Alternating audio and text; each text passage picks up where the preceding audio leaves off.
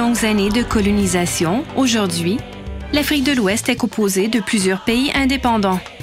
Cependant, après leur indépendance, peu de pays ont connu un développement économique. Le pays le plus pauvre au monde se trouve également parmi ces pays. Le problème dû à cette pauvreté est le taux faible de scolarisation. Par exemple, le taux brut de scolarisation dans l'enseignement primaire au Niger était de 52% en 2004. En particulier, le taux brut de scolarisation des filles était moins que 40%.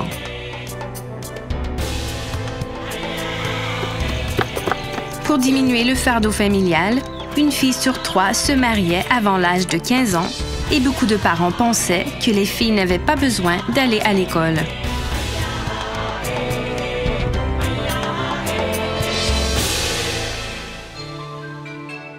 Dans ce contexte, les pays de l'Afrique de l'Ouest ont cherché à améliorer l'éducation par la décentralisation du système éducatif.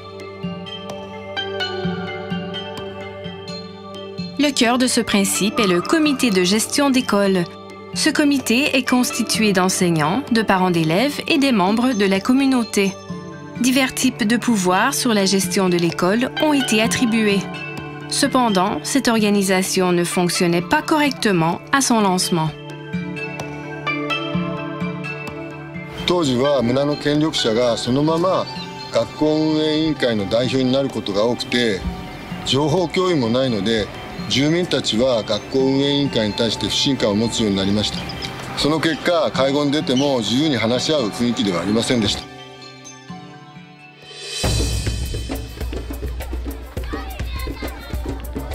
Le projet École pour tous est un engagement visant la création d'une école par l'ensemble des membres de la communauté et d'autres membres concernés.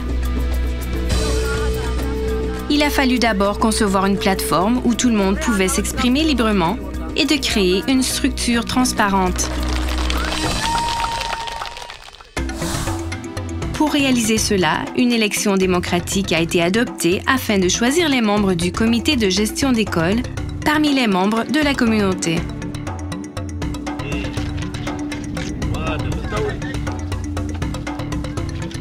Par conséquent, de nombreuses personnes qui ont participé à l'élection, y compris ceux qui ont été élus, se sont intéressés à la gestion de l'école.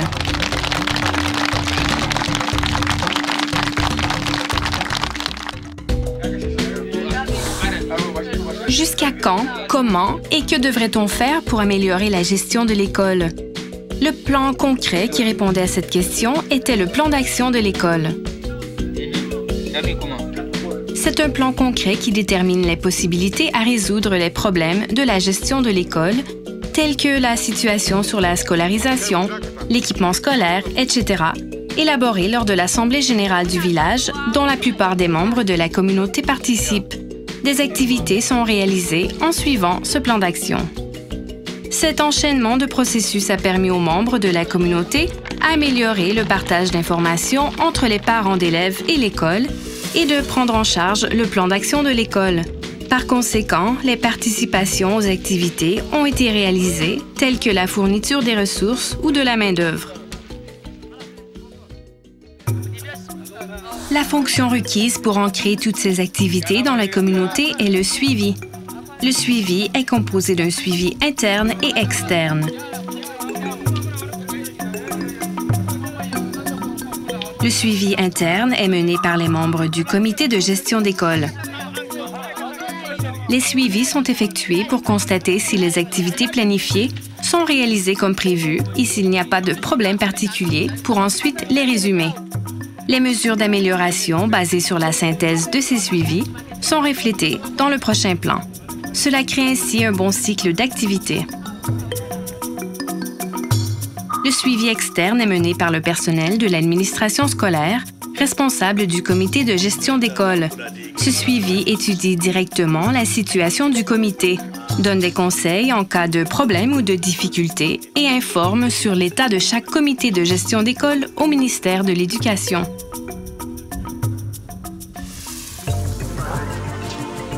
Dans le but d'aider le personnel de l'administration scolaire à collecter ces informations, la Fédération des comités de gestion d'école a été fondée. Dans cette fédération, les représentants des comités de gestion d'école de chaque unité administrative se réunissent régulièrement et partagent des informations au sujet des activités. Cette fédération a permis au personnel de l'administration scolaire d'assurer la collecte régulière des informations de chaque comité. 民主選挙、学校活動計画、モニタリング、この3つの要素を組み合わせることによって住民が学校運営に参加するようになり、関係者の信頼関係が生まれました。それが住民動員や学校からの支援の増加につながり、結果として学校のインフラ、教育へのアクセスが改善されました。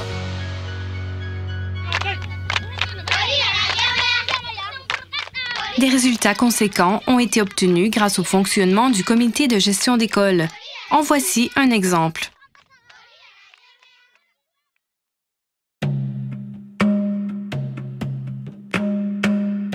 À Touba Bagawa, dans le département de Taoua, près du désert du Sahara. Avant, il n'y avait pas d'école dans ce village.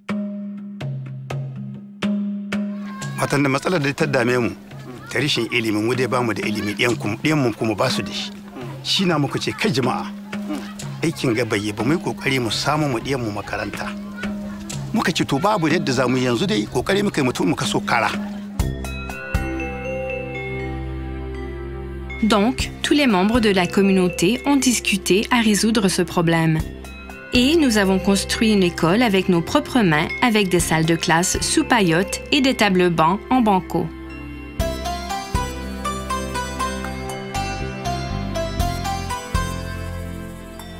Mais le problème n'était pas seulement l'infrastructure. À l'époque, au Niger, les salaires des enseignants étaient quelquefois payés en retard et les enseignants qui n'avaient pas assez pour vivre étaient souvent absents. Pour résoudre cette situation, les membres de la communauté ont décidé de préparer de la nourriture pour les enseignants.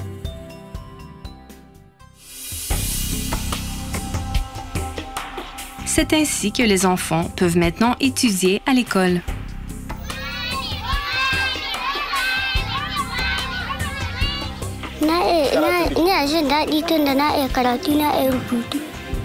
C'est pour connaître et pour lire et pour écrire.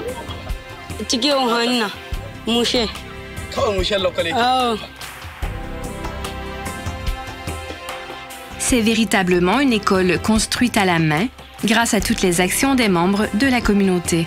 Ces activités se sont répandues dans tout le Niger. Maintenant, 24 000 salles de classe sont construites chaque année et le taux brut de scolarisation dans l'enseignement primaire a atteint 82%. Le modèle École pour tous, qui a encouragé les membres de la communauté à participer à la gestion de l'école, leur a permis de résoudre les problèmes par eux-mêmes. Bien que le taux de scolarisation se soit rapidement amélioré, de nouveaux problèmes ont surgi. C'est la qualité de l'éducation qui a été mise en cause. Maintenant, les enfants peuvent aller à l'école, mais peuvent-ils réellement apprendre à écrire, à lire et à calculer? 3 éléments sont importants sur la qualité de l'éducation. Le temps d'apprentissage, l'environnement et outils d'apprentissage, et la qualité des enseignements et apprentissages. La mise en œuvre des livrets d'exercices mathématiques traite l'ensemble de ces 3 éléments dans le cadre du paquet minimum axé sur la qualité. En premier, le niveau des élèves en mathématiques est examiné à travers des tests. Les résultats sont communiqués aux membres de la communauté pour identifier la nécessité d'activités supplémentaires de remédiation et les membres de la communauté apportent leur aide pour que les élèves aient suffisamment de temps pour faire les livrets d'exercices mathématiques. Les élèves travaillent avec les livrets d'exercices mathématiques et ils sont accompagnés par un facilitateur. Grâce à cette activité, le niveau des élèves s'est nettement amélioré.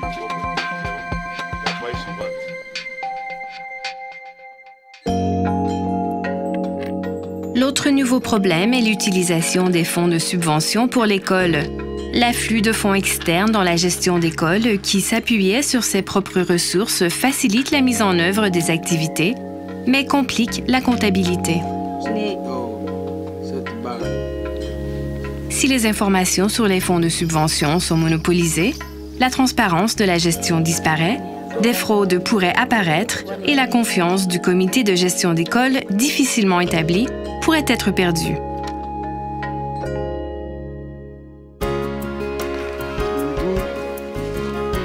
Alors, dans ce projet, un mécanisme d'audit communautaire pour les fonds de subvention a été mis en place.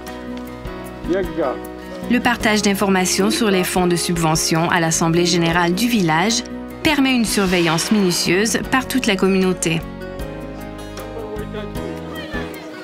Ainsi, la transparence du contrôle de la gestion est maintenue, les fraudes sont prévenues et une utilisation propre des fonds de subvention a été réalisée.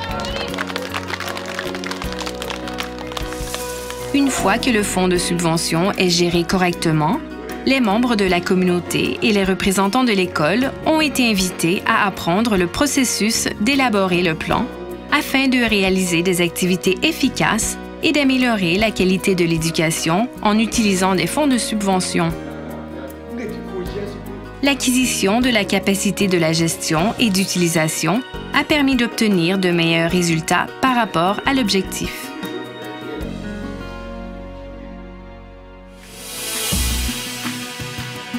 Au début, la Fédération des comités de gestion d'école était conçue pour le suivi efficace par le personnel de l'administration scolaire. Une fois qu'elle est arrivée à effectuer régulièrement les assemblées générales et les activités, elle a commencé à fonctionner par conséquent en tant que centre du réseau liant l'administration scolaire et chaque école. Une approche permettant l'utilisation maximale de cette fonction et la mise en œuvre des activités pour l'amélioration de l'éducation dans la zone la plus vaste, telle que la région ou le département à travers le réseau, est appelée l'approche forum. À l'approche forum, la Fédération des comités de gestion d'école et les autorités administratives et territoriales se réunissent et discutent sur les problèmes communs, tels que l'amélioration de la scolarisation et le niveau des connaissances, et décident des objectifs à atteindre. Au sujet des stratégies d'amélioration, les participants s'engagent à mener les activités réalisables par eux-mêmes.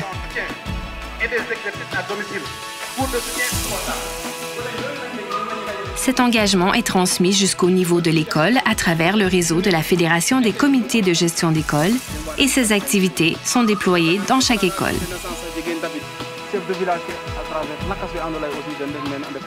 Grâce à ce réseau, la voix des représentants de la communauté a commencé à atteindre directement l'administration scolaire, le développement de l'éducation en satisfaisant les besoins de la zone.